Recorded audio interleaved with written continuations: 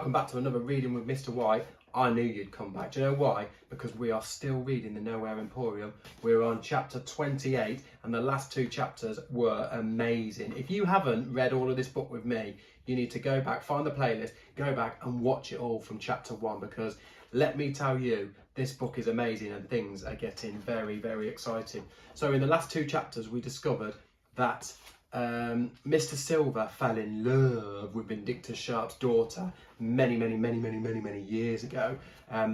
We think that the daughter might have been part of a big trick, though. We're not too sure yet. And then we had a really dramatic chapter back in the Emporium where Daniel went into the fountain room and he came face to face with Vindictus Sharp, and there was a bit of a battle. Daniel's managed to get the book back with the help of a couple of the silver magpies, although one of the magpies didn't survive the battle. Vindictus Sharp, he kind of threw it to the ground and stamped on it with his big horrible foot. Vindictus has shown his true colours now. We know without any doubt he's a bad guy, and he said he's going to get that book back, and the only way he'll leave the Emporium is in a coffin. So, are you ready for chapter 28? It's called Reunited. I don't know who's reunited, but we're about to find out. Get comfy, sit down, relax, let's go. The wings of the surviving magpie flashed in the darkness as Daniel raced through the passageways. His fingers gripped the Book of Wonders tight. He did not know or care where the bird was leading him, so long as it was away from Sharp. Everything seemed darker than before. The shadows were deeper and the silence suffocating. Again and again, Daniel thought he saw something shifting in the gloom. He imagined Sharp posing as a statue, detaching from the shadows to make a grab for the book. What now? What could be done to stop a madman? How much time was there to save the Emporium now that the fountain was gone? And what could be done? And what could he do about it alone? The sound of splashing from the next corner stopped Daniel dead. Steep steps led to a flooded passageway. The water was waist deep. Shattered diamonds of light sparkled on the dark surface, cast from the lamps lining the walls, some of which were still lit. A lone figure was wading through the water towards him. Ellie! He felt such relief that he actually laughed out loud. He crashed down the stairs, slipping under the surface for a moment, taking in an unpleasant gulp of salty water, which shot out of his nose as he coughed and spluttered. Ellie, it's me! Ellie, who had been staring into the water as she waded, looked up. Her eyes grew wide. Daniel, she cried, I've been looking all over for you since our search party got back. The place is in ruins. I've just come from the hospital. The staff are in a bad way. Caleb told me you'd rushed off. She paused and stared at Daniel's bloodied face. What's happened to you? There's so much to tell you, said Daniel. I'm pretty sure your father's alive and he's in the Emporium. Daniel told her about Sharp's idea of using the book to find silver and how it had backfired. I think it was a message, he said. Your father doesn't want to be found. But he's alive, said Ellie, hopping on the spot. Thank you, Daniel. I couldn't stop picturing him dying all alone in some dark corner. She hugged Daniel tight and then she broke away, looking serious. He's still ill though, isn't he? The Emporium's falling apart. He can't hold it all together, so why doesn't he want us to find him? It's not us he's hiding from, Ellie, said Daniel. It's Sharp. You were right about him all along. He's dangerous. Daniel took a deep breath. He wants to kill your papa. He what?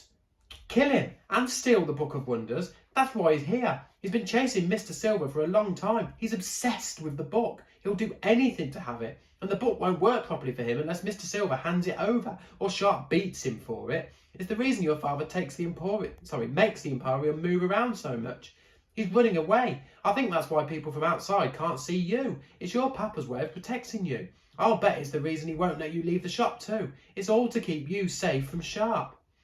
Ellie's mouth moved wordlessly before she found her voice. How do you know all this? Sharp told me himself, said Daniel, and the story began to spill out of him, how the magpies had led him to the fountain, how he'd only just escaped with his life after stealing the book, how one of the birds had not been so lucky. Ellie's hand went to her mouth. He wrecked the fountain? And he did that to you? She pointed to Daniel's swollen lip.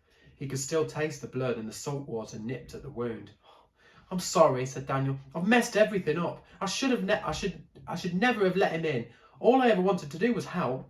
I don't want to lose the Emporium, or Mr. Silver, or you. To his surprise, Ellie smiled her crooked smile. All that matters now is what we do next. We can still turn things round. Daniel thought for a moment. If we can get rid of Sharp, he said, I reckon Mr. Silver will come back. Why didn't Papa just stand up to him in the first place? Daniel knew what Ellie was thinking, that Mr. Silver was a coward. He'd even thought the same himself at first. I don't think it's as simple as that. Your Papa is weak. All the years of running the Emporium on his own have taken his strength away. I think he knew I think he knew what was coming. He could sense Sharp getting close, and he knew he wasn't strong enough to fight. Oh, that would explain the unicorn blood, said Ellie. It was desperation, a last attempt to get some of his strength back so that he could get rid of Sharp.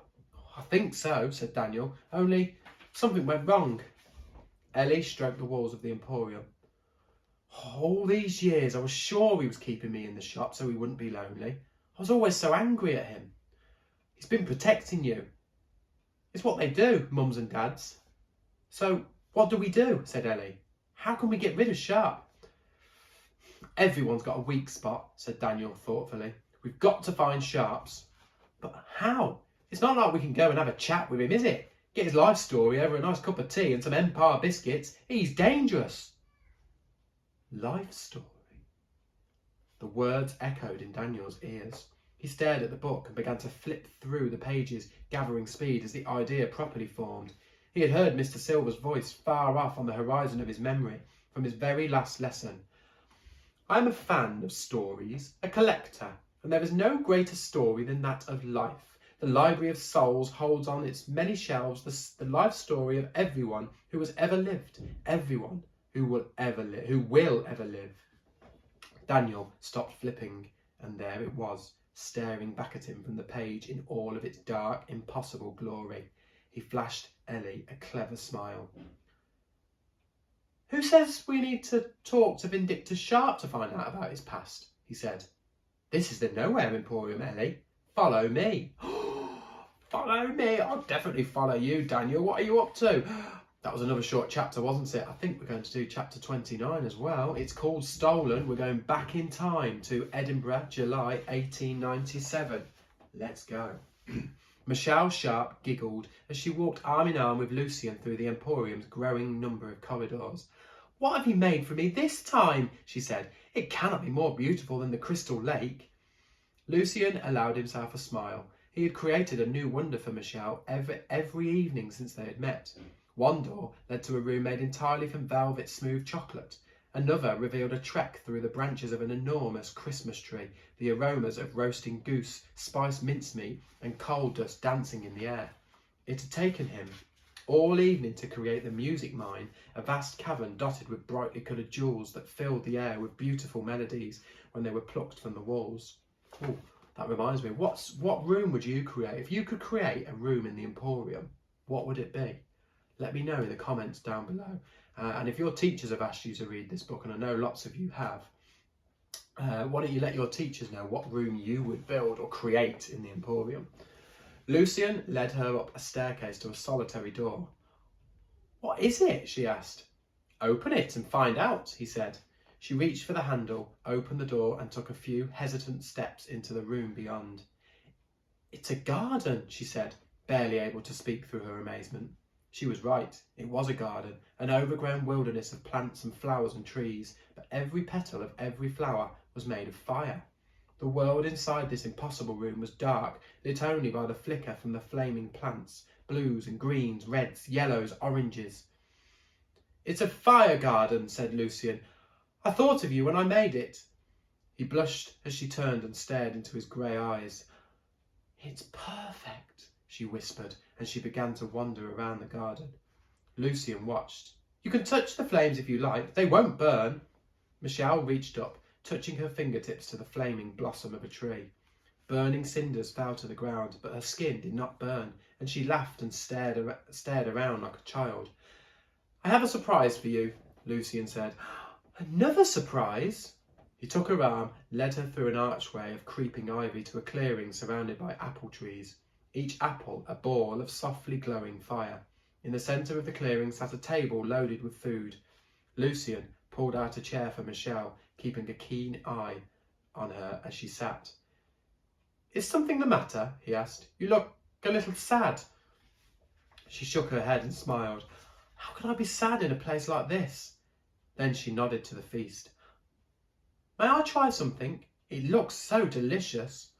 They began to eat, talking as they loved to do, about running away together to desert islands and exotic cities where nobody would ever find them. "Another drink," said Michelle, as she stood and poured 2 large glasses of wine, handing one to Lucian. She raised her glass. "To you, Lucian, and your wondrous emporium." Lucian clinked his glass against hers and took a long sip of the wine.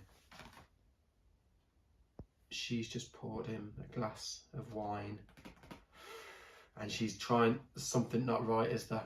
There's something not right about this. I don't think he should drink the wine. I don't think he should. What do you think? He knew something was wrong at once. The garden began to spin and blur around him. A distant echoing ring filled his head and he saw nothing but blurred streaks of fire.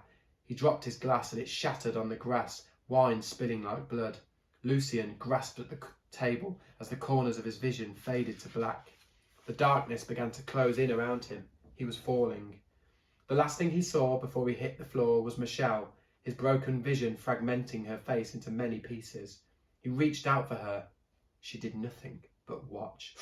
"Oh, Michelle, she's a wicked one, isn't she? I knew it. I knew she couldn't be trusted."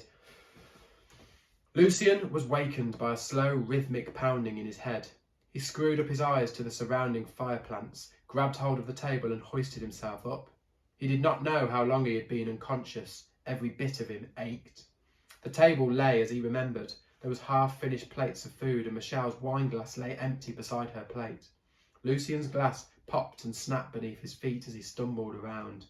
Nothing made sense. What had happened? Where was Michelle? The mist in his mind began to thin. A thought struck him. Dread choked him as he reached slowly into his coat pocket, to the place he kept the Book of Wonders. His fingers found nothing but material. His pocket was empty. More to the point, someone had emptied it. Michelle was gone. She had taken the Book of Wonders with her. Oh no, poor Mr. Silver. He's fell in love with Vindictus Sharp's daughter, his arch enemy, and it turns out that she's up to no good as well. She's given him, well, it sounds like she's made him fall asleep or something with the wine, hasn't she? Perhaps put some strange potion in there, and when he's woke up, the Book of Wonders is gone. I can't believe it. Chapter 30 next. And do you know what? There's only 37 chapters, so we're nearly at the end. Chapter 30 is called The Library of Souls. Make sure you come back for that one. I'll see you next time. Bye-bye.